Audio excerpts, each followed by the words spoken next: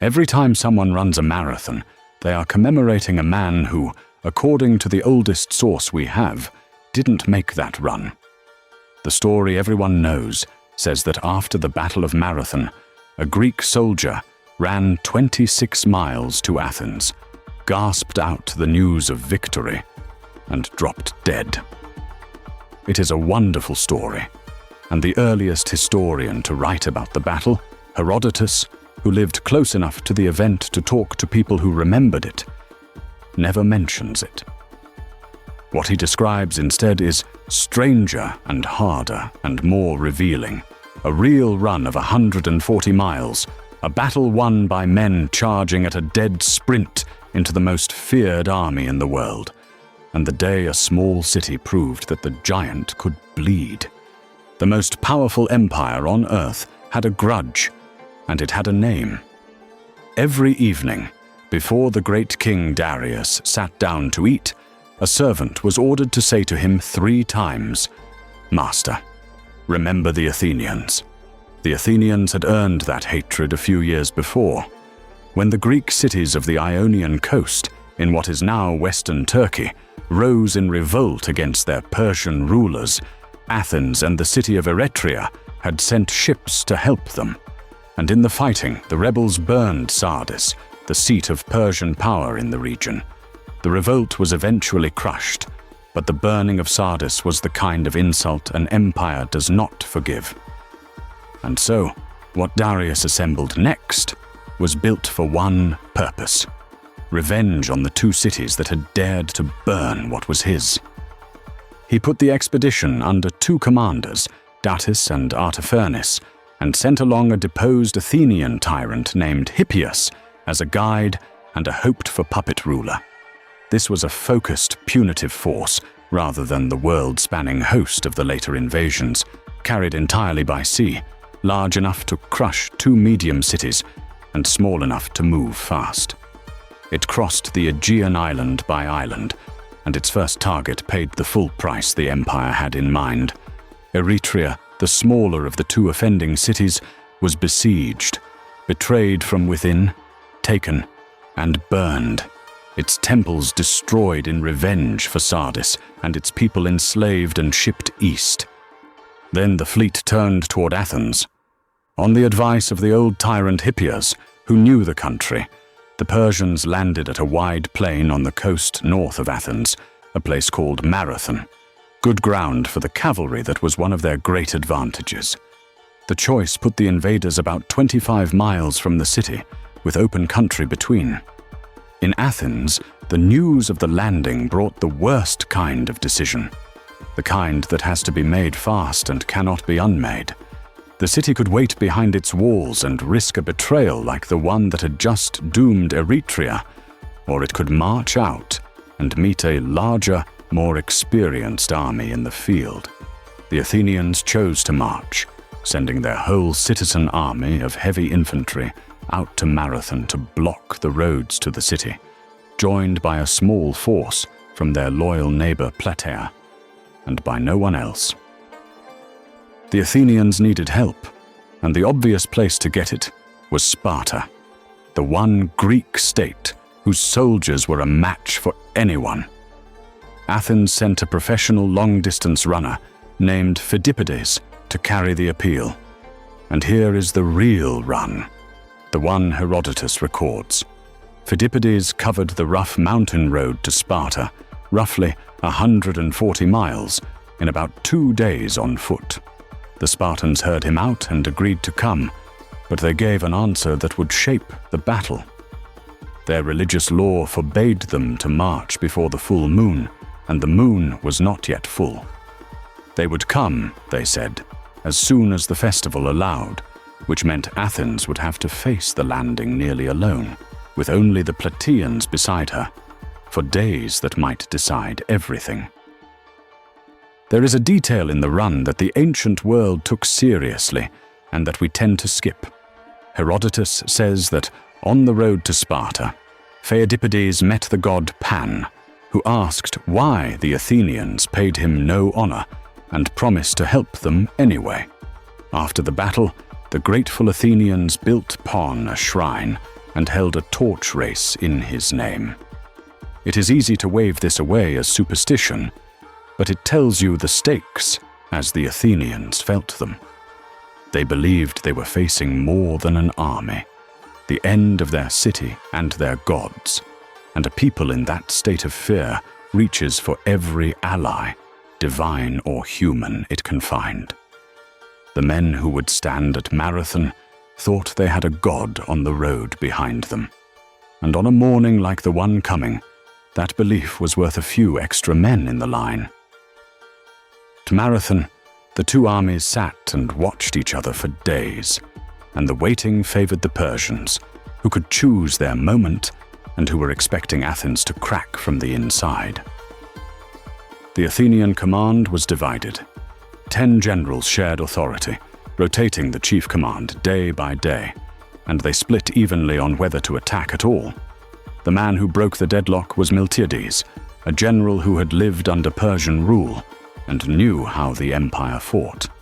He argued that delay was the real danger, that every day raised the risk of betrayal inside Athens and of the Persian cavalry catching them in the open, and that the moment to strike was now, before either could happen.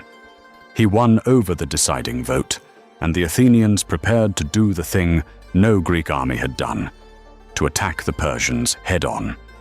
Miltiades built his plan around the weakness of his own army and the strength of the enemy. He had fewer men than the Persians and almost no cavalry or archers, so a long, even line would be thin everywhere and would be outflanked. Instead, he thinned his own center deliberately, pulling men out of the middle to pile them up on the two wings, accepting a weak center as the price of overwhelming strength on the flanks. It was a gamble that inverted the usual shape of a battle, and it depended on his strong wings winning fast before his weak center collapsed. Then he ordered the thing that became legend. The Greeks would not advance slowly into arrow range and stand to be shot. They would close the last stretch of open ground at a run.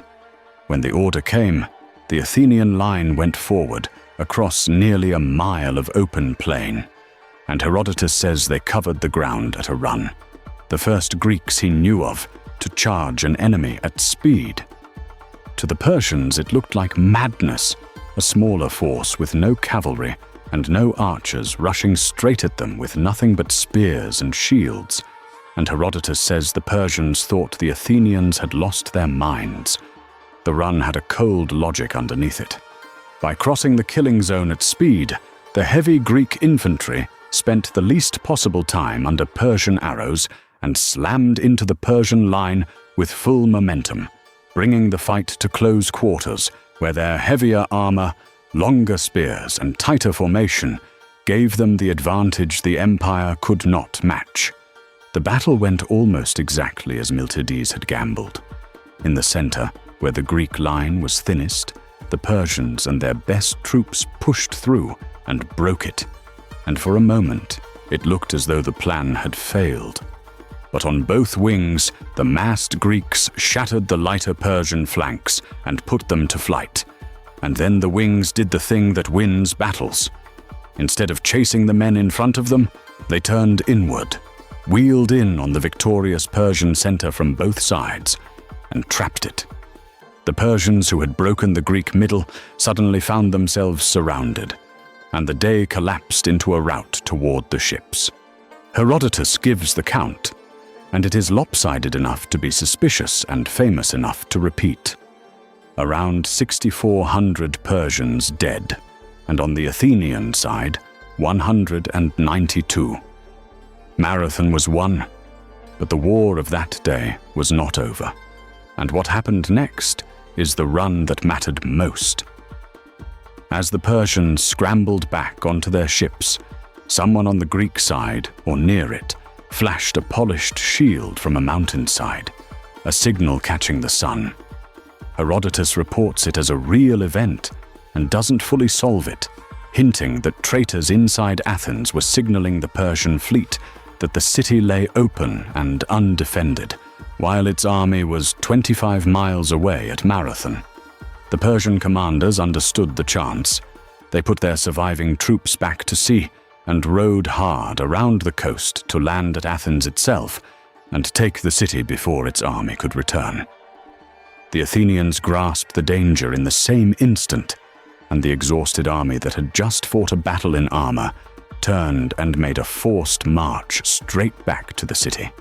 They covered the 25 miles fast enough to arrive at the coast near Athens and form up on the shore before the Persian fleet could land. When the Persian ships rounded the point and saw the Athenian army already drawn up and waiting, the same men they had just fled from at Marathon, the commanders made the only sensible choice. They did not land. The fleet rode at anchor for a while, then turned for home, and the punitive expedition that had burned Eretria and meant to do the same to Athens sailed back to Asia, having lost its battle and missed its prize. Measured against the later wars, Marathon was a small battle. 10 years afterward, Xerxes would come west with a force many times larger, and the fighting at Thermopylae and Salamis would dwarf this one afternoon on a beach. But Marathon mattered out of all proportion to its size because of what it proved. For a generation, the Persian Empire had looked unstoppable, the natural ruler of every people it reached. And at Marathon, a single city with one ally and no help from Sparta met the empire in open battle and beat it. The spell of invincibility broke on that plain. The Greeks now had proof, written in Persian dead, that the largest power in the world could be faced and defeated, and that proof would steel them for the far greater test that was coming. As for the famous run, the marathon of the modern games, it grew out of this battle by a long and tangled path, blending Herodotus's real runner to Sparta with later stories of a messenger who carried news of victory back to Athens and died of the effort. The distance of the modern race was fixed in the 20th century for reasons that had nothing to do with ancient Greece. The pure version, the soldier who ran 26 miles and dropped dead, is later legend stitched onto a real battle, and the real story needs no improvement. A small free city, told it could not win, ran across a plain into the most feared army on earth and broke it, and then ran again, in armor all the way home, to save the city a second time before the sun went down. The men who did it lie under a mound on the plain of Marathon that still stands. If history told from the sources, with its legends labeled as legends, is worth your evenings, the channel has more of it.